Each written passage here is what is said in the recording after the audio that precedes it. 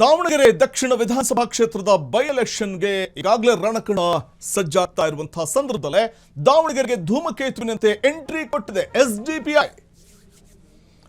ದಾವಣಗೆರೆಗೆ ಧೂಮಕೇತುವಿನಂತೆ ಎಂಟ್ರಿ ಕೊಟ್ಟಿದೆ ಎಸ್ಡಿಪಿಐ. ದಾವಣಗೆರೆ ದಕ್ಷಿಣದ ಅಖಾಡದಲ್ಲಿ ಹೈ ವೋಲ್ಟೇಜ್ ಫೈಟ್ ಶುರು.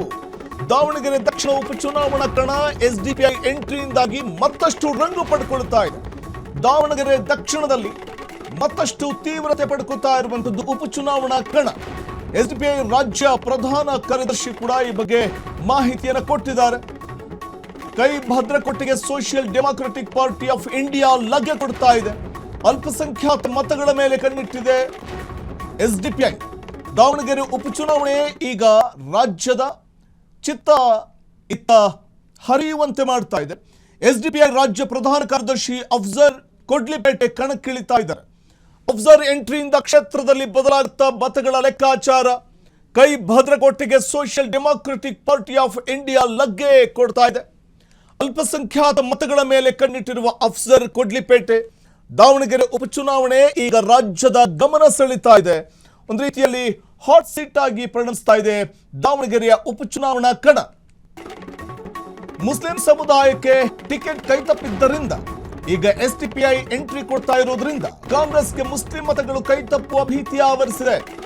ಅಫ್ಜರ್ ಕೊಡ್ಲಿಪೇಟೆ ಅಖಾಡಕ್ಕಿಳಿತಾ ಇದ್ದಂತೆ ಕೈಪಡೆಯಲ್ಲಿ ಸಂಚಲನ ಶುರುವಾಗ್ತಾ ಇದೆ. ಸಾಂಪ್ರದಾಯಿಕ ಮುಸ್ಲಿಂ ಮತಗಳ ಬ್ಯಾಂಕ್ಗೆ ಮುಸ್ಲಿಂ ಮತ ಬ್ಯಾಂಕ್ಗೆ ಲಗ್ಗೆ ಇಡ್ತಾ ಇದೆ ಎಸ್ಡಿಪಿಐ. ಮುಸ್ಲಿಂ ಮತಗಳು ಧ್ರುವೀಕರಣ ಆಗಬಹುದು, ಸ್ಪ್ಲಿಟ್ ಆಗಬಹುದು.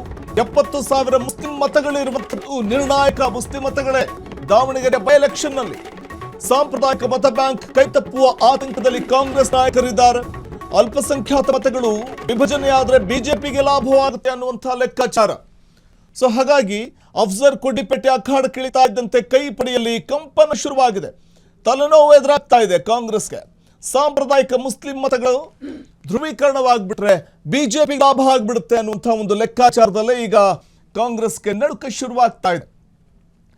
ಒಂದು ವೇಳೆ ಮುಸ್ಲಿಂ ಸಾಂಪ್ರದಾಯಿಕ ಮತಗಳು ವಿಭಜನೆ ಆದ್ರೆ ಕಾಂಗ್ರೆಸ್ ಅಭ್ಯರ್ಥಿ ಗೆಲುವು ಅಸಾಧ್ಯವಾಗುತ್ತೆ ಅನ್ನುವಂಥ ಚರ್ಚೆ ಜೋರಾಗಿ ಕೇಳಿ ಬರ್ತಾ ಇದೆ. 70,000ಕ್ಕೂ ಹೆಚ್ಚು ಮುಸ್ಲಿಂ ಮತಗಳು ಇರುವಂತಹ ಈ ಒಂದು ದಾವಣಗೆರೆ ದಕ್ಷಿಣ ವಿಧಾನಸಭಾ ಕ್ಷೇತ್ರದಲ್ಲಿ ಮುಸ್ಲಿಂ ಮತಗಳ ನಿರ್ಣಾಯಕ.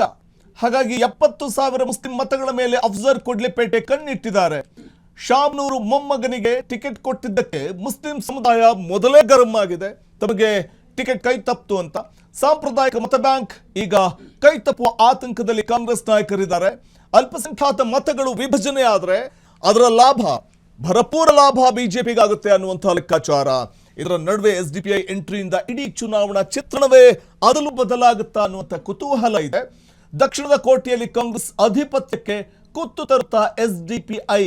ಯಾಕಂದ್ರೆ ನಾವು ಗಮನಿಸ್ತಾ ಹೋಗಬಹುದು, ದಾವಣಗೆರೆ ಅಂತ ಬಂದಾಗ ಕಾಂಗ್ರೆಸ್ನ ಭದ್ರಕೋಟೆ, ಅಲ್ಲಿ ಕಾಂಗ್ರೆಸ್ ಮತ್ತು ಬಿಜೆಪಿಯ ನಡುವಣ ಹಣಾಹಣಿಯನ್ನು ನಾವು ನೋಡ್ತೇವೆ ಚುನಾವಣೆಯ ಸಂದರ್ಭ. ಆದರೆ ದಾವಣಗೆರೆಯ ದಕ್ಷಿಣ ವಿಧಾನಸಭಾ ಕ್ಷೇತ್ರಕ್ಕೆ ಈಗ ಎಸ್ಡಿಪಿಐ ಕೂಡ ಎಂಟ್ರಿ ಕೊಡ್ತಾ ಇರೋದ್ರಿಂದ ಅಲ್ಲಿರುವಂತಹ ಮುಸ್ಲಿಂ ಮತಗಳು ವಿಭಜನೆ ಆಗಿ ಹೋಯ್ತು ಅಂತಂದ್ರೆ ಕಾಂಗ್ರೆಸ್ ಅಭ್ಯರ್ಥಿ ಗೆಲುವು ಕಷ್ಟ ಆಗುತ್ತೆ.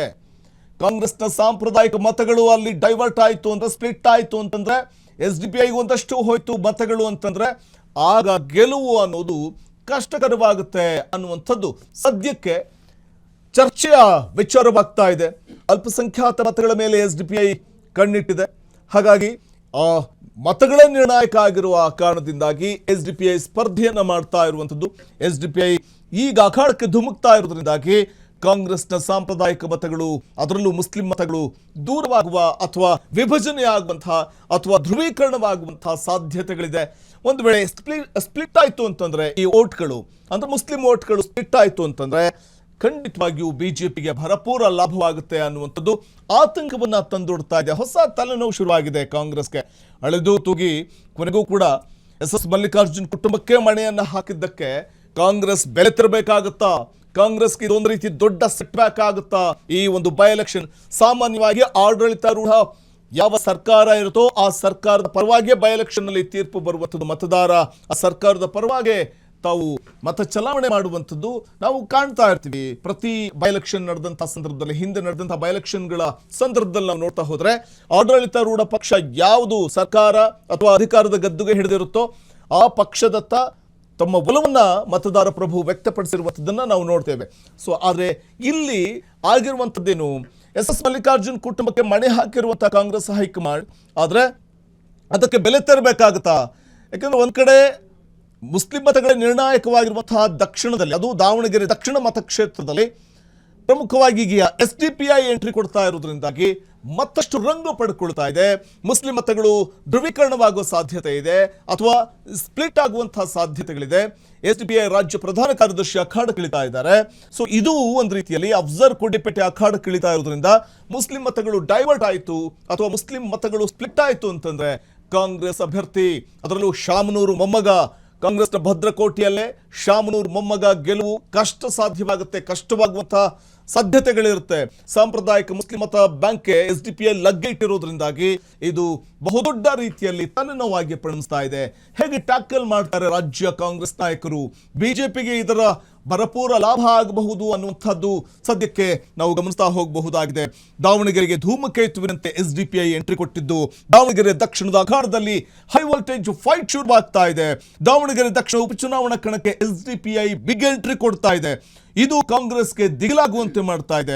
ದಾವಣಗೆರೆ ದಕ್ಷಿಣದಲ್ಲಿ ಕಾಂಗ್ರೆಸ್ಗೆ ಇದು ಮರ್ಮಾಘಾತವನ್ನು ಕೊಡುತ್ತಾ SDPI ರಾಜ್ಯ ಪ್ರಧಾನ ಕಾರ್ಯದರ್ಶಿ ಅಫ್ಜರ್ ಕೊಡ್ಲಿಪೇಟೆ ಕಣಕ್ಕೆ ಇಳಿತಾ ಇರೋದ್ರಿಂದಾಗಿ ಕ್ಷೇತ್ರದಲ್ಲಿ ಮತಗಳ ಲೆಕ್ಕಾಚಾರ ಬದಲಾಗುತ್ತಾ? ಕೈ ಭದ್ರಕೋಟೆಗೆ Social Democratic Party of India ಲಗ್ಗೆ ಕೊಡ್ತಾ ಇರುವಂಥದ್ದು, ಅಲ್ಪಸಂಖ್ಯಾತ ಮತಗಳ ಮೇಲೆ ಕಣ್ಣಿಟ್ಟಿರುವಂಥದ್ದು ಅಫ್ಜರ್ ಕೊಡ್ಲಿಪೇಟೆ. ಇದು ದಾವಣಗೆರೆ ಉಪಚುನಾವಣಾ ಕಣ ರಾಜ್ಯದ ಗಮನ ಸೆಳೆಯುವಂತೆ ಮಾಡ್ತಾ ಇದೆ. ಕ್ಷಣ ಕ್ಷಣದ ಸುದ್ದಿಗಳಿಗಾಗಿ ಫ್ರೀಡಂ ಟಿವಿ ಸಬ್ಸ್ಕ್ರೈಬ್ ಮಾಡಿ, ಲೈಕ್ ಮಾಡಿ ಹಾಗೂ ಫಾಲೋ ಮಾಡಿ. ಹೊಸ ಸುದ್ದಿಗಳ ನೋಟಿಫಿಕೇಶನ್ಗಾಗಿ ಬೆಲ್ ಐಕಾನ್ ಮೇಲೆ ಕ್ಲಿಕ್ ಮಾಡಿ.